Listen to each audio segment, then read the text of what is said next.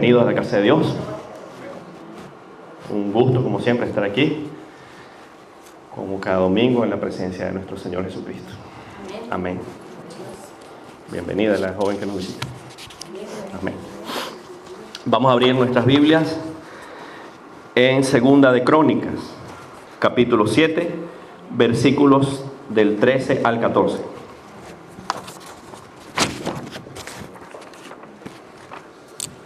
Segunda de Crónicas, capítulo 7, versículos del 13 al 14.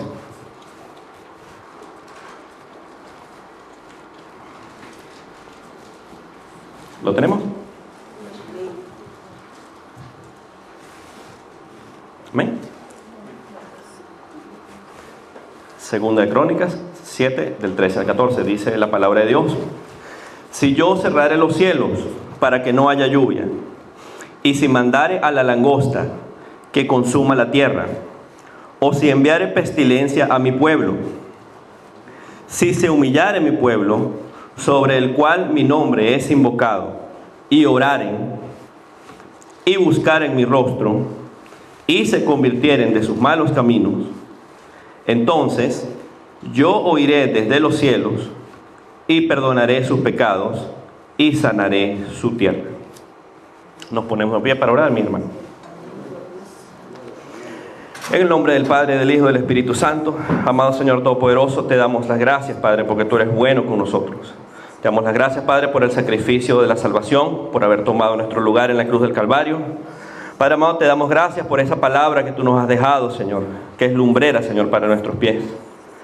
Amado Santo, esta tarde de hoy te pedimos, Señor, que vengas sobre nosotros, Padre, que uses, Señor, este siervo tuyo, Señor, para hablar de tu palabra, Señor.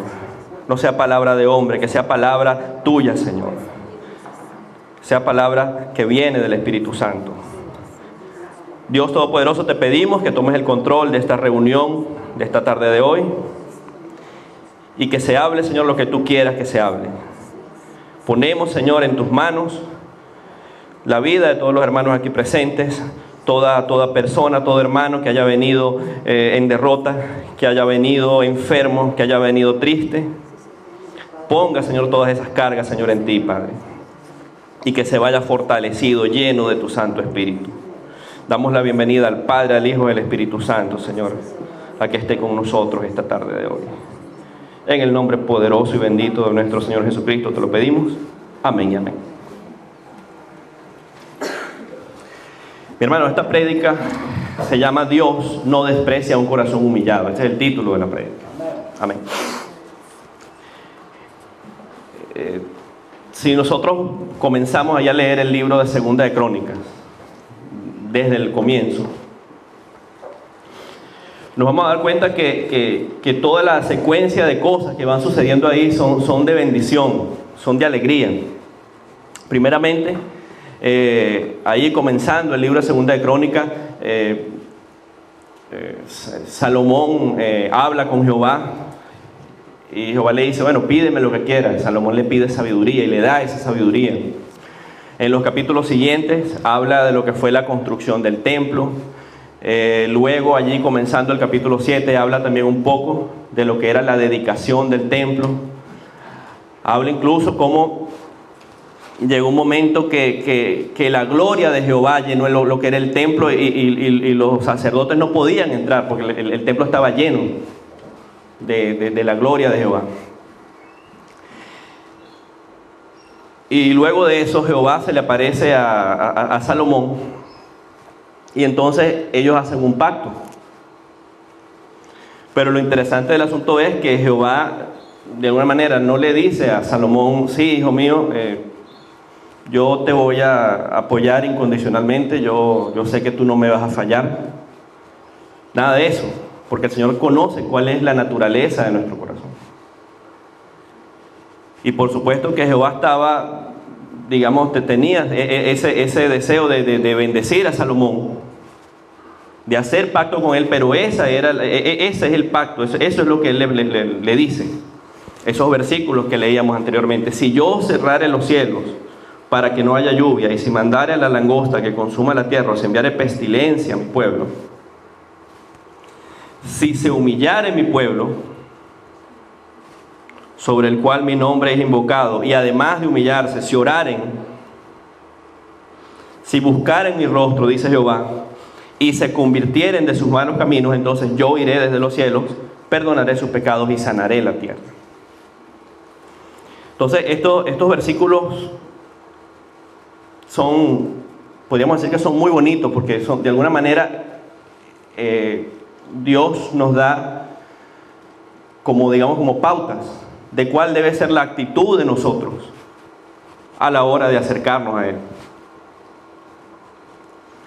Tristemente hoy día, mi hermano, en muchas iglesias, esas iglesias de la prosperidad, se ha perdido la reverencia hacia Dios.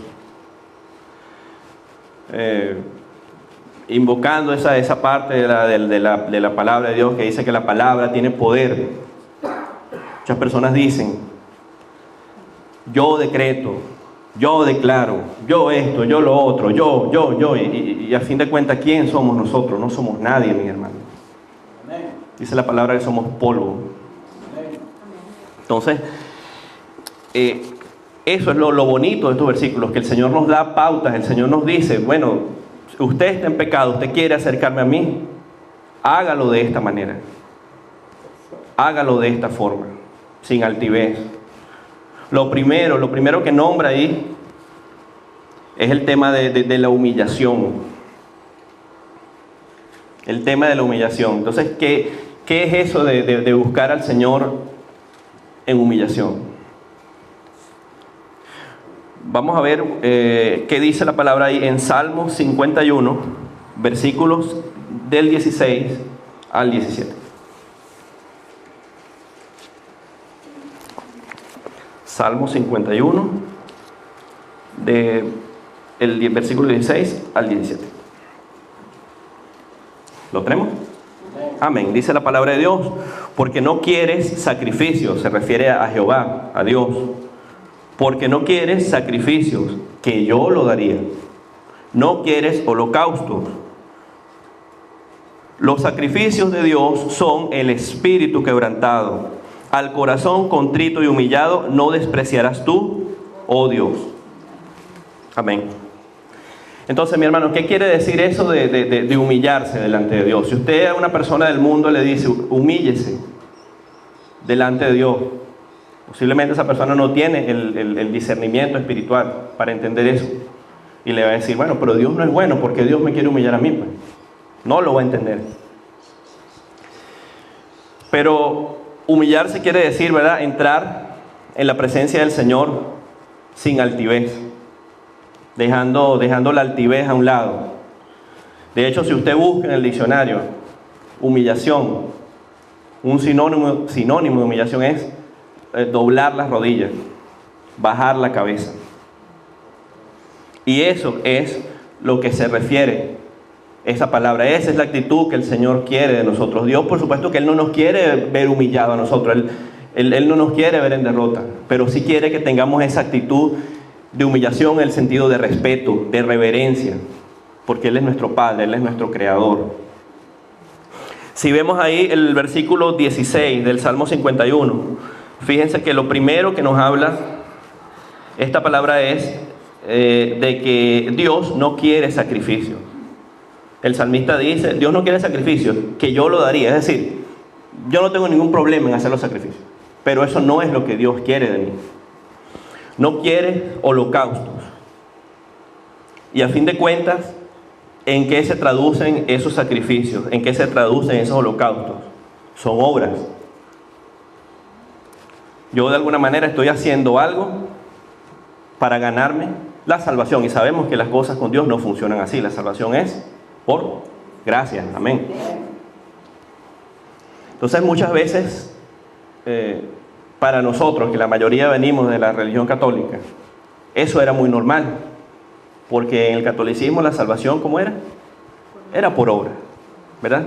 Si usted quiere que le perdonen sus pecados, tiene que rezar N Padre Nuestro, N Ave María, tiene que hacer esto, tiene que hacer lo otro. Pero la pregunta es: ok, usted lo hace, pero su corazón, ¿cómo está? Mientras usted está rezando el Padre Nuestro, porque ofendió a su hermano, ¿usted se siente arrepentido de eso? ¿O está rezando y está pensando, no, sí, yo se lo hice y bien hecho que se lo hice porque se portó mal conmigo? No, así no funcionan las cosas con Dios. Dios no quiere esos sacrificios. Dios no quiere obras.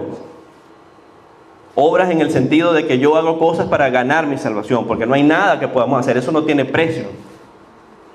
Dios lo que quiere es que nos arrepintamos de corazón de esas cosas malas que hemos hecho. En esa parte de las obras y de las cosas que se le ofrecían a Dios, yo recuerdo una vecina de nosotros, estaba yo en Venezuela, todavía vivía con mi mamá, y teníamos unos vecinos. Nosotros vivíamos en el piso 12, ellos vivían en el piso 1, y esa familia tenía un niño, tendría yo unos 17 años, el niño tendría como unos 5 o 6 años. Y el asunto es que era un niño, un varoncito, pues. Y ese niño tenía el cabello bien largo, un niño varón, pero con el cabello larguísimo.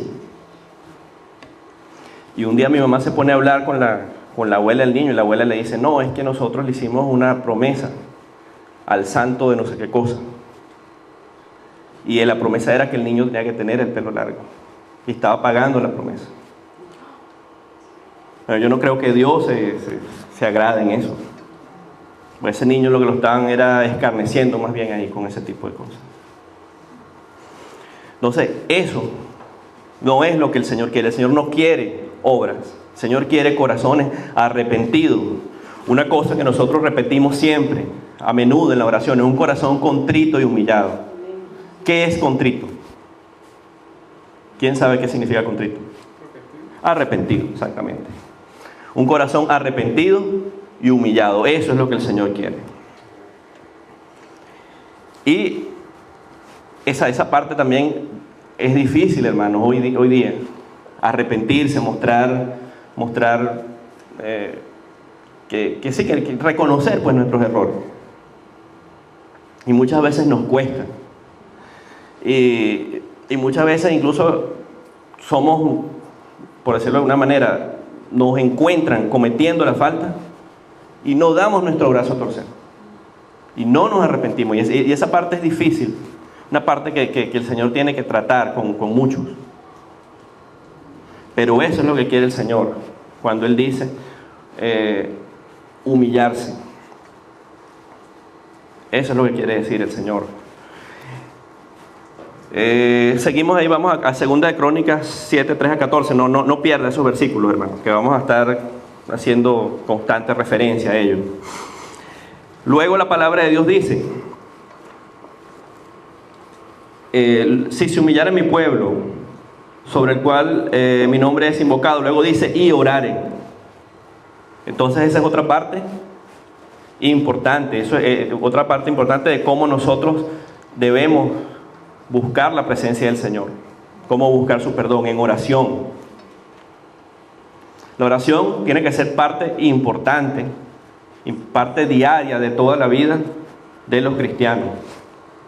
Un cristiano que no ora, no sé, como un futbolista que no sepa chutar el balón, como un mecánico que no sepa manejar las herramientas, ¿no? Es parte esencial de nuestra vida con el Señor. Y cuando yo estaba, organizando toda la prédica de hoy, me llamaba mucho la atención porque normalmente uno cuando habla el tema de la oración, uno dice, ¿verdad?, ¿qué es la oración? Y uno simplemente responde, es la comunicación que tenemos con Dios. Sin embargo, revisando todo para la prédica, yo encontraba otra cosa. No era simplemente la comunicación con Dios. Decía, la oración es el esfuerzo de comunicarse con Dios. Entonces, cuando está esa palabra ahí de por medio, esfuerzo, eso implica una serie de cosas. Implica que tenemos que poner de nuestra parte, ¿verdad? Que tenemos que poner empeño en eso, tenemos que poner dedicación en esa oración. es el esfuerzo de comunicarnos con Dios. En Primera de Tesalonicenses 5:17. Primera de Tesalonicenses 5:17. Eso está casi al final de Primera de Tesalonicenses. Hay una serie de exhortaciones que se le hacen a los hermanos, ¿verdad?, de Tesalónica.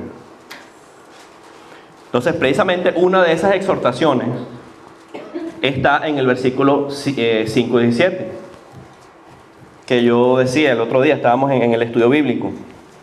Yo le decía a mis hermanos, este es un versículo corto, pero es un versículo súper poderoso, un versículo súper importante, porque la palabra de Dios dice, orad sin cesar. Amén. Es decir, que ese es un mandato de Dios para todos los días. Yo tengo que orar todos los días de mi vida, en las buenas y en las malas. La oración, la fe, no es un estado de ánimo, mi hermano. Eso no es que si yo estoy triste, yo no oro, y cuando estoy en algarabía, cuando estoy contento, sí oro. Entonces, tenemos que orar todos los días. ¿Por qué es importante la oración? Por muchas cosas.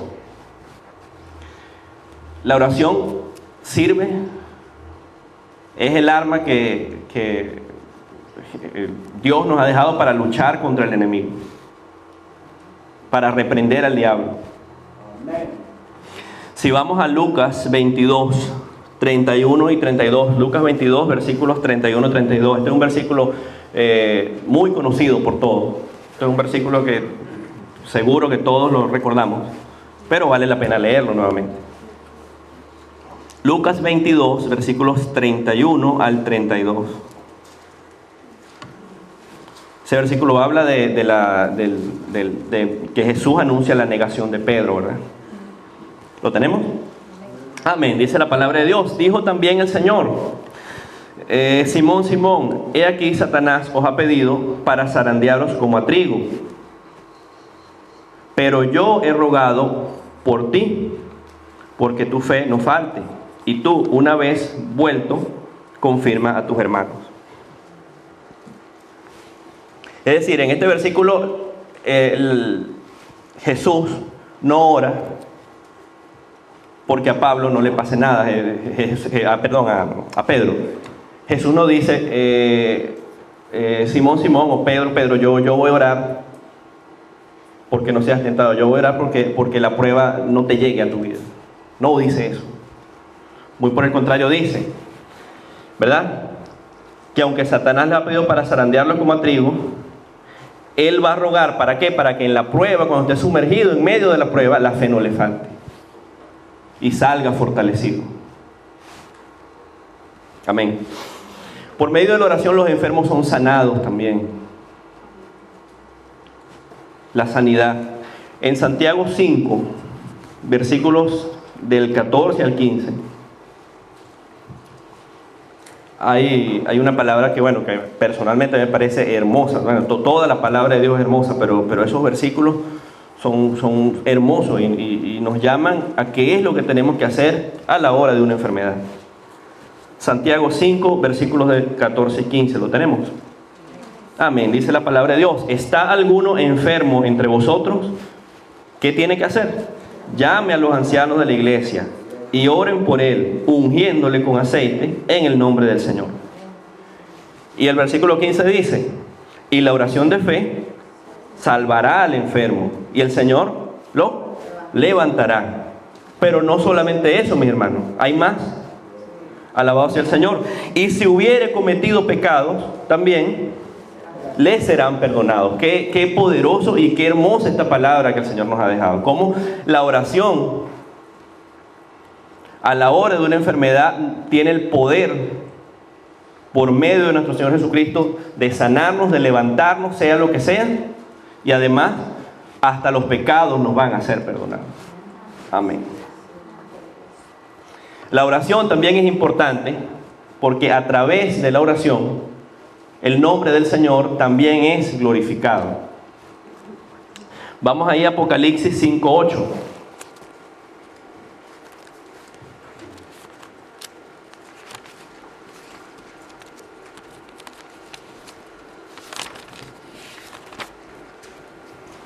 ¿Lo tenemos? Amén. Apocalipsis 5:8 dice la palabra de Dios. Y cuando hubo tomado el libro, los 4 seres vivientes y los 24 ancianos se postraron delante del Cordero. Todos tenían arpas y copas llenas de incienso. ¿Y qué es ese incienso? ¿Qué representa ese incienso? Son las oraciones de los santos. ¿Quiénes son los santos? Todos nosotros, la iglesia, ¿verdad?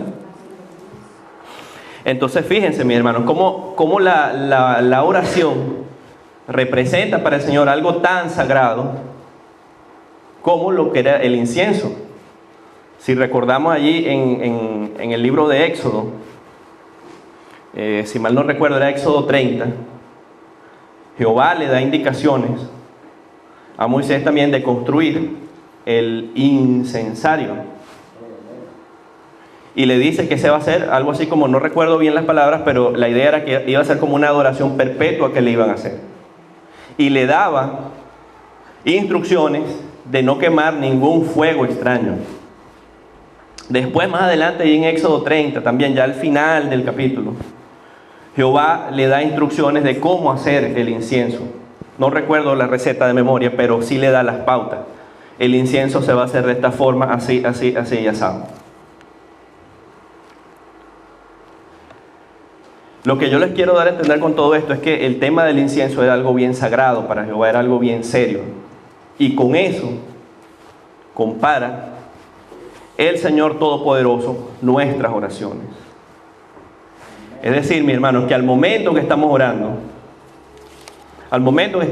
por supuesto, estamos poniendo nuestras peticiones delante del Señor, estamos pidiendo por cosas de acuerdo a su voluntad, pero a su vez también lo estamos glorificando, estamos llenando el nombre de nuestro Dios Todopoderoso de gloria. Amén. Si recuerdan también respecto un comentario aparte, el tema del incienso y lo sagrado que era, más adelante en Levítico, cuando los hijos de Aarón queman el incienso, digamos que no estaba preparado de acuerdo a la orden de Jehová, ¿qué les pasó? Murieron, ¿verdad? Murieron, un fuego los consumió, porque le fallaron al Señor. Seguimos ahí, volvemos a 2 de Crónicas 7 del 13 al 14. Luego dice la palabra de Dios, ¿verdad? Si se humillara mi pueblo, si oraran, y luego dice, si buscaren mi rostro, si buscaren mi rostro. ¿Qué querrá decir eso de buscar el rostro del Señor? Vamos a ver en Salmos 27, versículos del 7 al 8.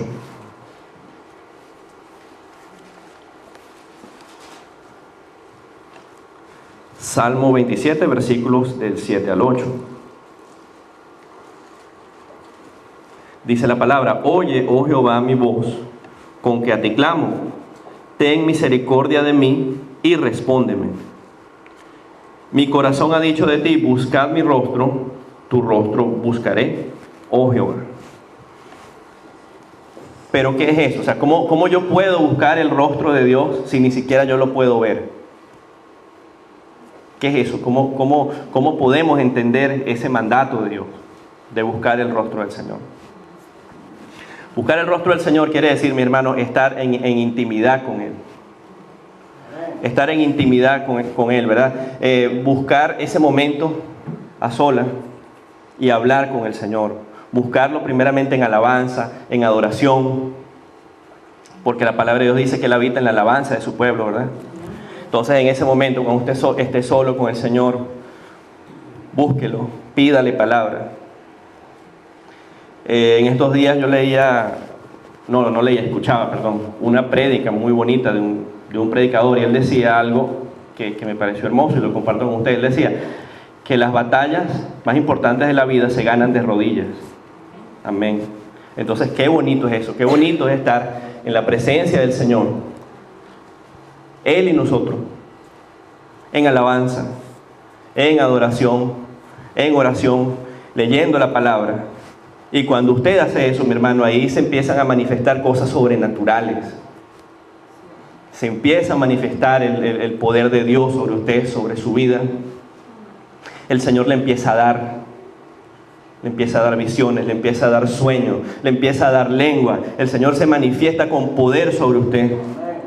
A veces, mis hermanos, el Espíritu de Dios es tan poderoso que usted está ahí orando y la carne no puede con él. Usted está ahí orando y el cuerpo se le empieza a mover y tiembla porque Dios es poder y Dios es gloria. Alabado sea el nombre del Señor.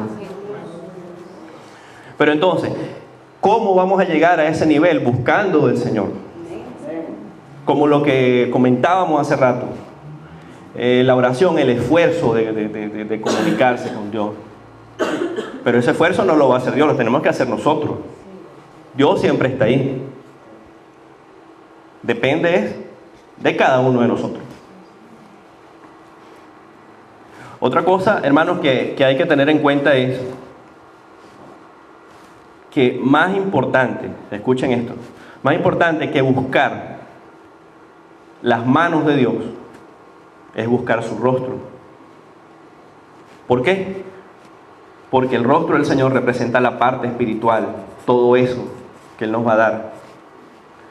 Las manos del Señor se refieren a que, bueno, que Dios es nuestro proveedor también, ¿verdad?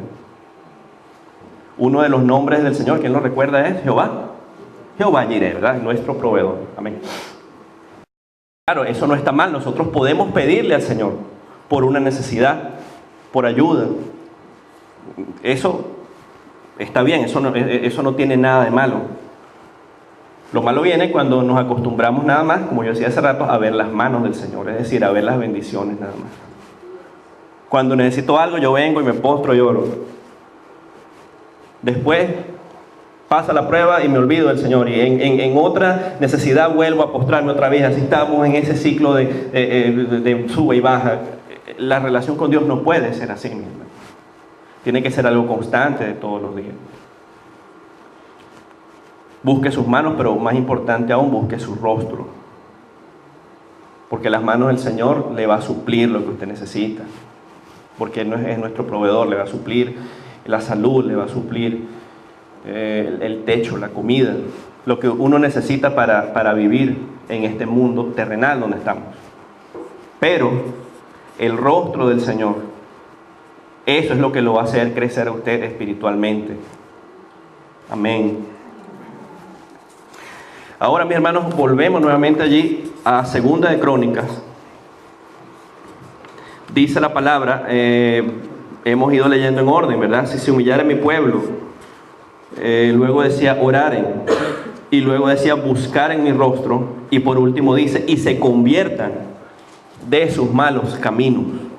Y se conviertan de sus malos caminos. Vamos a ir a Mateo 3, vamos a leer los versículos 1 y 2, y después vamos a leer los versículos 5 y 6. 1, 2, saltamos 3 y 4 y vamos al 5 y 6. Amén. ¿Lo tenemos?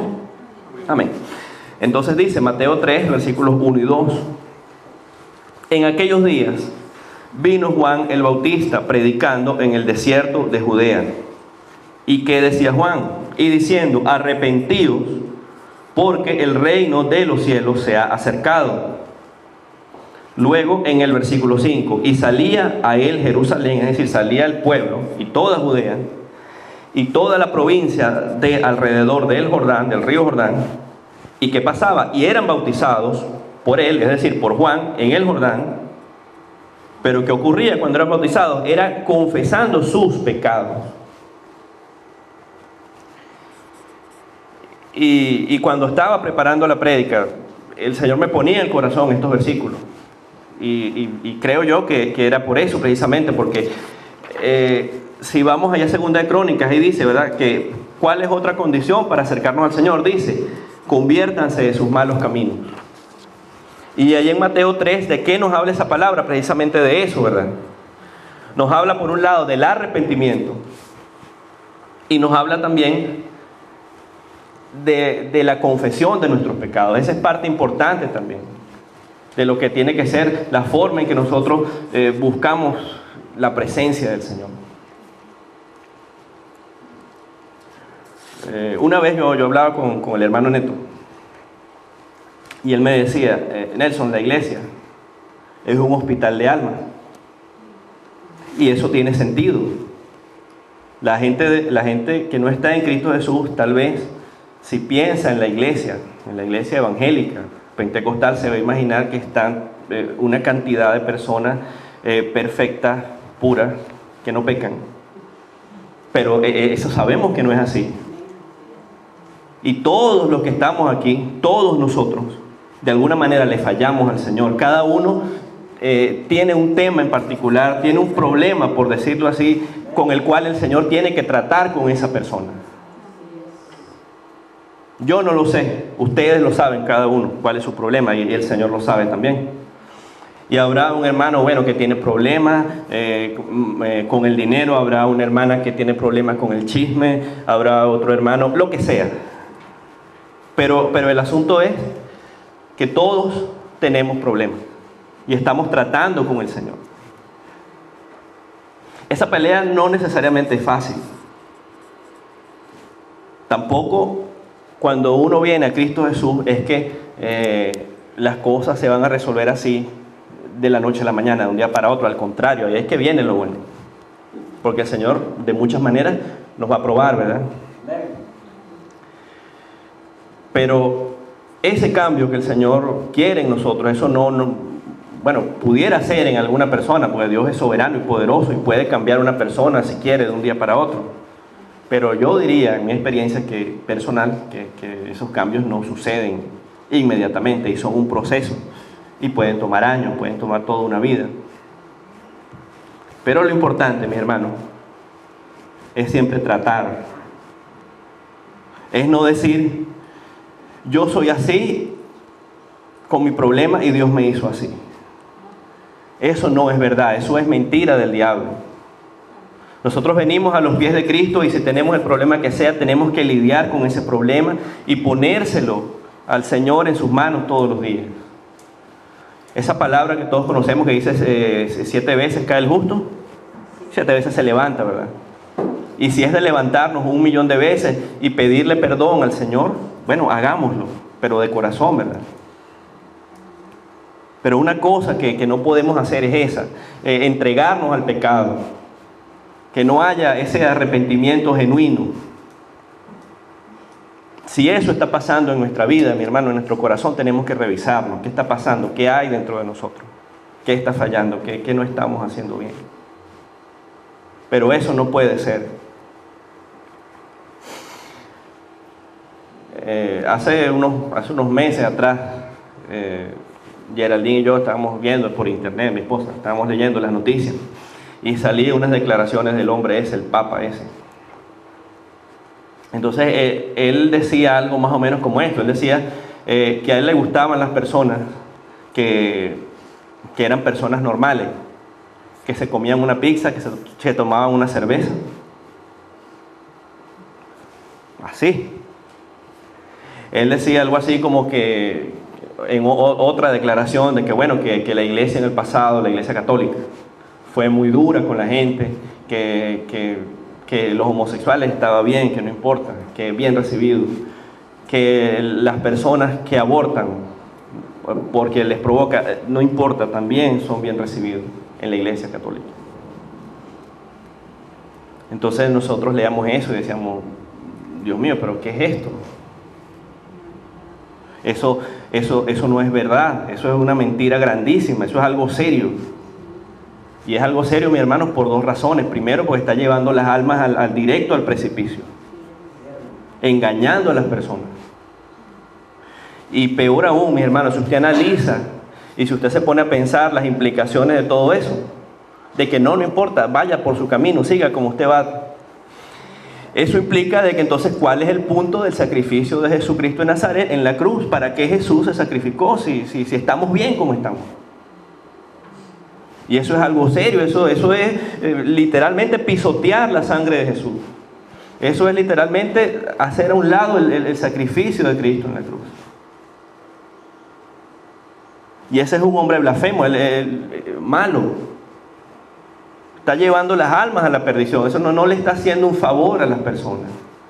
¿De qué vale una iglesia llena de gente donde no hay esos corazones arrepentidos que nos dice la palabra?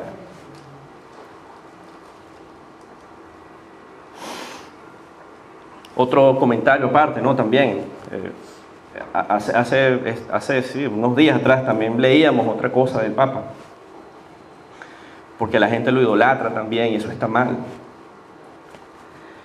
Entonces decía algo así como que, oye, qué hombre tan bueno, iba en un automóvil, en la calle había un joven parapléjico y se bajó y lo besó y lo abrazó, oye, qué bonito, qué bueno. Entonces, mientras Geraldine leía eso, oye, los dos tuvimos el mismo pensamiento. Bueno, pero y para los católicos este no es el hombre que representa a Cristo en la tierra. Y vio a ese muchacho parapléjico, no lo liberó. ¿Qué hizo? O sea, ¿qué hizo de que lo besó, que lo abrazó? No oró por él, no lo liberó, no lo levantó en el nombre de Jesús. Y ahí uno cae en cuenta de todas las cosas que están mal, de todas las falsas doctrinas. Entonces, eso es importante, mis hermanos. Eso es importante, ese tema de seguir en la lucha todos los días. Muchas veces el diablo le va a mentir a la gente, le va a poner cosas en la cabeza, le va a decir, bueno, pero no vengas a la iglesia, no ores, si tú ya has pecado mucho, tú no eres digno ya. Tú no eres digno. Entonces no le crea al diablo, siga orando, siga perseverando, buscando de la presencia del Señor y Él hará la obra. Todos tenemos lucha, mis hermanos. Todos tenemos lucha. Una vez yo creí por un tiempo esa mentira y estuve meses en tristeza, en derrota. Y en el nombre de nuestro Señor Jesucristo, pues me levanté espiritualmente. Gloria a Dios. Gloria al Señor. Pero esa es una condición, buscar, ¿verdad? Cambiar de los malos caminos del Señor. También respecto a ese tema de lo que es buscar la presencia de Dios en humillación, en la Biblia hay un pasaje muy bonito, vamos a compartirlo también. Pienso que vale la pena compartirlo también esta tarde de hoy, que es la historia de Ezequías. Estoy seguro que lo hemos leído todos, pero vamos a ir sobre esa historia también. Vamos a Segunda de Reyes, capítulo 20. Porque ese es un ejemplo que nos ha dejado ahí el Señor de cómo Ezequías lo buscó en humillación.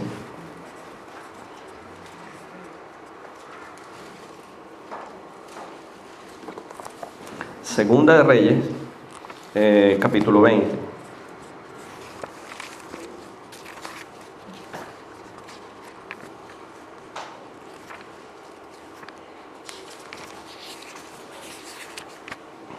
Vamos a leer del versículo 1 al versículo 7. Pero antes vamos a chequear otra cosa, mi hermano. Vamos a revisar algo, ¿no? Si vamos un poco hacia atrás, en Segunda de Reyes 18, en el capítulo 3 y en el capítulo 5, la palabra de Dios también nos da ciertas luces, nos da ciertas ideas de cómo era el carácter de Ezequías, de quién era Ezequías. Aparte de ser el rey de Judá, sabemos que él era el rey de Judá, pero cómo era su relación con Dios. Y ahí en el versículo 3, ¿qué dice la palabra de Ezequías? Dice, hizo lo recto ante los ojos de Jehová, conforme a todas las cosas que había hecho David su padre. Después, un poquito más abajo, en el versículo 5, ¿qué nos dice la palabra acerca de Ezequías? Dice, en Jehová Dios de Israel puso su esperanza, ni después ni antes de él hubo otro como él entre todos los reyes de Judá. Es decir, en pocas palabras, Ezequías era un hombre de Dios, ¿verdad? Un hombre que buscaba de Dios, se puede decir, en base a lo que nos da la Biblia. Entonces, ¿qué le ocurrió a Ezequías? Vamos a leer entonces Segunda de Reyes 20, del 1 al 7. Dice la palabra de Dios, en aquellos días Ezequías cayó enfermo de muerte. Y vino a él el profeta Isaías, hijo de Amós, y le dijo: Jehová dice así: ordena tu casa porque morirás y no vivirás. Entonces él volvió su rostro a la pared y oró a Jehová y dijo: te ruego, oh Jehová, te ruego que hagas memoria de que he andado delante de ti en verdad y con íntegro corazón, y que he hecho las cosas que te agradan. Y lloró Ezequías con gran lloro.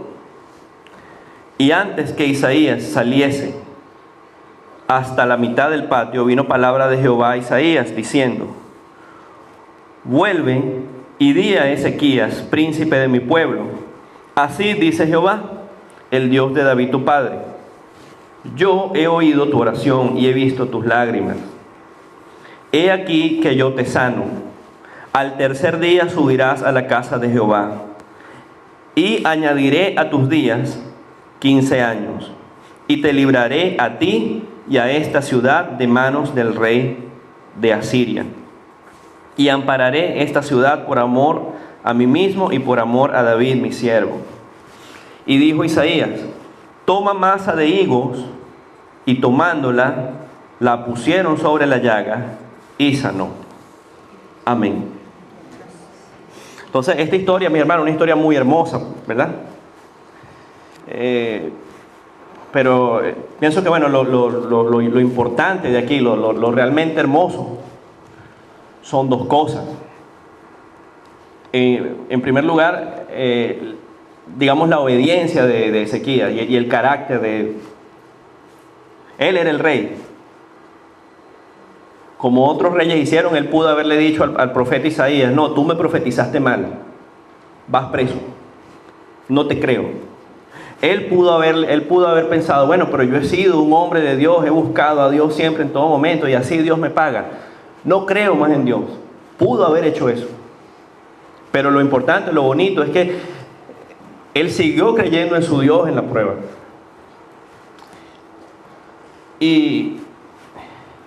Y él se humilló delante de Dios. Él se humilló delante de Dios, lo buscó como hablaba ahí en Segunda de Crónicas, en humillación, dice la palabra. Es más, que lloró con gran lloro. Imagínense un hombre, un adulto llorando, buscando la presencia del Señor, pidiéndole perdón, pidiéndole misericordia. Así lo buscó Ezequiel. Y lo otro que es digno de resaltar es la fe de ese hombre también. No dejó de tener fe en Dios nunca.